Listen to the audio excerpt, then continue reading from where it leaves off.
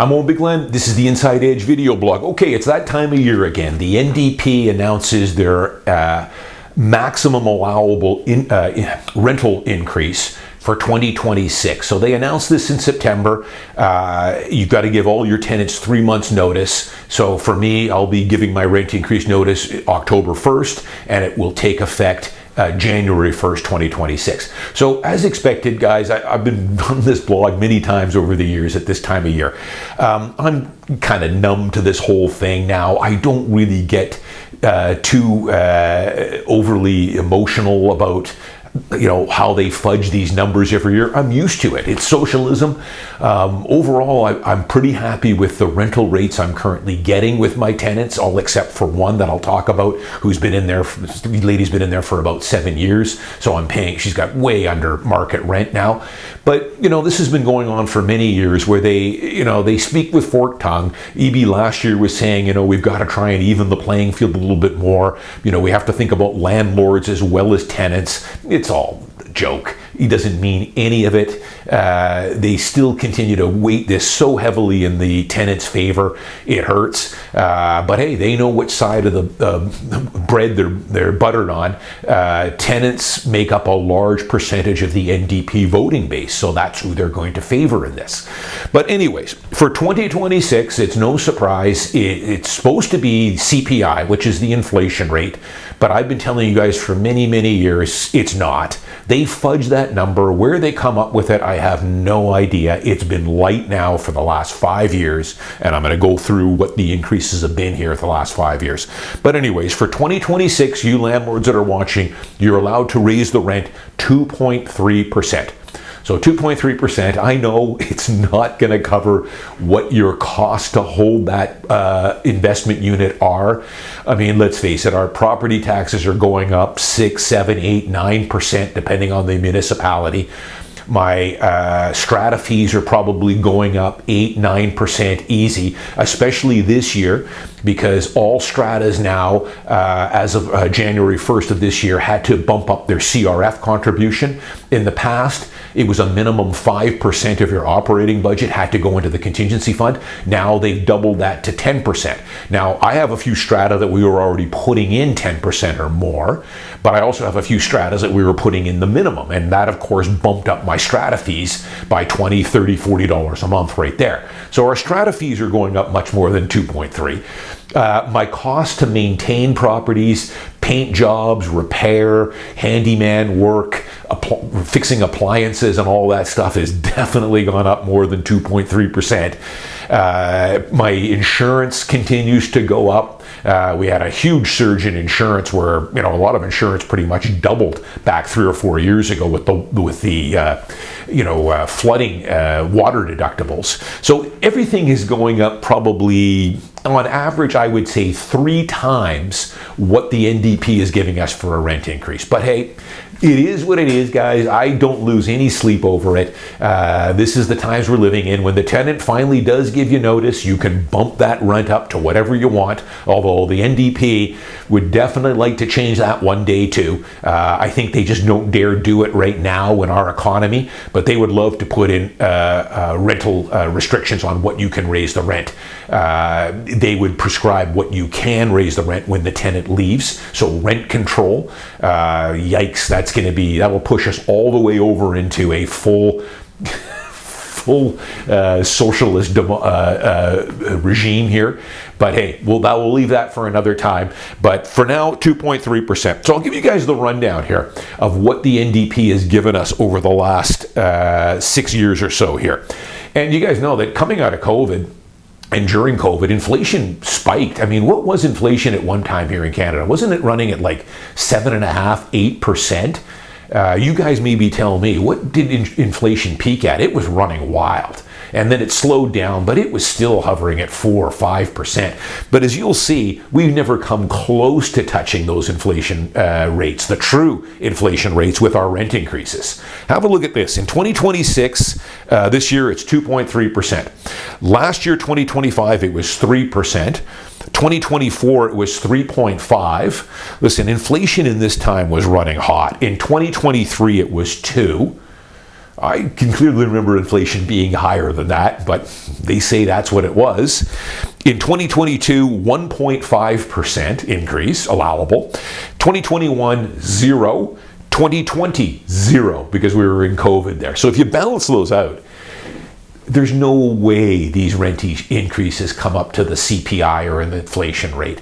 And the NDP knows it because during their little dog and pony show that they like to do, they patted themselves on the back, according to the article I read in The Sun, bragging that look at what we're doing for you renters, we're keeping the rent low. They know full well that we're fudging the numbers on this. We're not really giving you the true inflation rate. We definitely haven't over the last 5 years if you average it out. Not when you take in 2 years with 0 increase. They never gave us a chance to catch up on those first 2 years with 0. Just a reminder with you guys, before the NDP took power, the Liberal government here provincially used to give us the CPI, the true CPI, the real CPI that they got from some metric that they got from the government or from an analytic firm, plus 2%. So if inflation was running at 3, they gave us a 5% allowable rent increase. And even that, guys, didn't keep pace with what it was costing to maintain these properties with taxes, insurance, maintenance fees, and repairs. So there was still a shortfall. But now the NDP, of course, removed that plus 2% because it just wasn't fair. You fat cat landlords, you're rich. You don't need to, keep pace with inflation or what the cost to hold those properties are. So we're treated as second-class citizens. We always have been. But guys, if you're a landlord, I wouldn't fret over it too much. It is what it is. I've just kind of gotten used to it now. When the tenant does leave, you're able to raise that rent up. I'm pretty happy with the rent increases I've had lately. I've placed a bunch of new tenants over the last 5 years. As you guys know, rents have skyrocketed here the last 5 years, and that's why the tenants should ask themselves, do the mirror test. The NDP has been artificially keeping your rent increase low, but how are you doing? How is your rent when you move and get a new place? Are you happy with the rents you're paying? They have skyrocketed, and the reason for that is, I've talked about, there's a reaction to what they're doing here, shortchanging the landlord. What happens is that a lot of landlords, especially long-time landlords that have owned for 15, 20, 25 years like myself, they have no leverage left on it. They think, you know what? Enough is enough. I've made my money on this. When my tenant gives me notice, because I don't want to sell it with the tenant in it, and I don't want to have to pay to get the tenant out to sell it, I'll just stay patient. When they do finally give me notice, I'm going to list and call Owen and sell the home. And that will be another unit that is out of the renter pool. At least most of them will. I think for every 4 that sell, maybe 1 might be bought, or 1 out of every 5 might be bought by a new investor, because they're still buying, and because they can now take out a new mortgage, they can leverage it and everything else, and it's a good way to diversify from the stock market and everything else. I've done lots of videos on why investing in real estate makes sense, and it still does for certain people. But we're shrinking our mom and pop rental base here, and let's face it, the mom and pop investor makes up the vast majority of the quality rental stock. Always has, always will, compared to a rental only building. So gradually they're leaving the business, which limits the amount of units for rent, and that's why our rents have skyrocketed. I'll give you guys just a final example. Pre-COVID in 2019, I was selling units at $725, $715, $725 that would rent for $2,100 a month. Today, that same unit, probably earlier this year or last year, it got up to about $3,000 a month. Maybe it's dropped down a little bit to $2,900 now, $2,875, but it's still been a massive 30-35% spike in rents. So your cap rates now are the best they've ever been, because now instead of $725, you could buy that unit now for $675. And get that $2,800 or $2,900 a month rent. So the cap rates have gone up nicely here, some of the best they've ever been. And you're going to get even bigger favor here, a bit of a tailwind here going on in the next few years, because I think Bank of Canada next month is going to start back with interest rate cuts. They have to. We are in a deep recession here in Canada. We're just masking it. They don't give us the real numbers. So we're going to start on probably a 25-point cut in September 18th. This will probably air after that. And I wouldn't be surprised if we get another one later this year. Maybe the last Bank of Canada meeting, they might give us another 25-point cut. So interest rates are coming down. So that adds to it boosts your cap rate even further. So 2.3% for you landlords, that's what you're allowed to raise it this year. I don't think it's the real CPI number. A lot of people I'm reading online also think it's funny, but it's been funny for the last 5 years.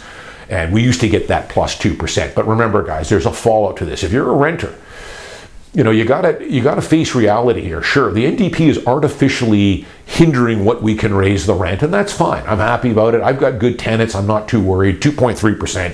I'll increase it, but it is what it is. I never used to raise rent, as you guys know, up until about 4 years ago. Up until 4 years ago, my tenant could stay, and I never raised the rent. But what started happening after COVID is generally tenants used to leave every 2 or 3 years, and then I could bump the rent up. And the other thing is rents didn't really go up that much. If I was charging $1,400 on one of my wood frames in Richmond, after 3 years, I might get $1,500 for it. Rents modestly went up. Now, of course, we had that huge surge in rents during COVID, huge bump up, and tenants were staying put. So they weren't leaving because they knew if they did, they would have a massive increase on their new rent. So it creates a real quagmire here that the NDP will never talk about, the fallout from doing this kind of stuff, these shenanigans that they do. But again, I'm not losing any sleep over it. I'm pretty happy with the rents I'm currently getting. The only one I'm not is one of my wood frames in Richmond. Nice lady. She's been in there 7.5 years, paying way under market rent. Although I've talked with her a little bit this past summer. I think she's going to be moving later this fall. She's in the film industry, and that business has been decimated here with the tariffs and everything else. So she's been on and off work quite a bit. She's probably going to be vacating finally and moving back east where her kids are. And when that happens, I think because I don't have any mortgage left on it, I'm probably going to paint it, fix it up a bit, and sell it. And just on that note, I'll do a blog on this, an update when this does happen. So I'll give you guys, a frontline story on this. But just so people know, NDP, as you guys know, and Liberals federally, is not a business-friendly environment. So when I do sell, and I'm eventually going to sell all my investment units as I get older and retire, it'll be a slow process over the next decade. But I can tell you guys, I'll admit, I'm a proud Canadian, but the vast majority of those proceeds from those sales of my rental portfolio, pretty much most of it, 90% of it, will be leaving the country. It will be going to the United States, and I'm not ashamed to tell you that. My money is going to go into the U.S. stock market, equities market. I'm going to buy Johnson & Johnson and the S&P 500 and some Apple and some NVIDIA, Broadcom, Visa, Costco. I'll top up a lot of my holdings. A lot of it I'll put into just low-cost ETFs, the Schwab High Dividend, the Vanguard Growth, VUG. I'll maybe buy a little bit of the Canadian, top up my Canadian bank holdings because you can't go wrong with the banks. They're back up at all-time highs again, yielding 4.5%. It's a license to print money with those Canadian banks. But that will be about the only place. 90% of it will be leaving Canada and won't be coming back. And that's happening more and more. This is the dirty secret that the government won't tell you, that capital has been exiting Canada more than what's been coming in. And I don't know if that's going to stop anytime soon. We're not a business-friendly environment. We're overtaxed. They don't appreciate entrepreneurs or landlords or anything up here. So for that reason, money can now flow wherever it wants to. It's super easy. It's not like 20 years ago. In a matter of about 15 minutes, I can take that money, transfer it to my brokerage account, and have, over the next couple of days, purchase $200,000-300,000 worth of U.S. equities, and I'll pay pretty much zero commission for it with the holdings I've got with TD Waterhouse and Royal Bank. So it won't cost me a penny. All that money will be put into U.S. equities and gone. And you're seeing more and more that's going to happen. That's the fallout, guys, from taxes and bureaucracy and restrictions and treating investors and landlords like second-class citizens, which is what they do here. So keep that in mind. There's a fallout to all this stuff. You can't just keep taxing and keep moving the pendulum over without some repercussions on the other way, and that's what's starting to happen. I'm Owen Bigland. As always, thanks for watching. I'll see you next week.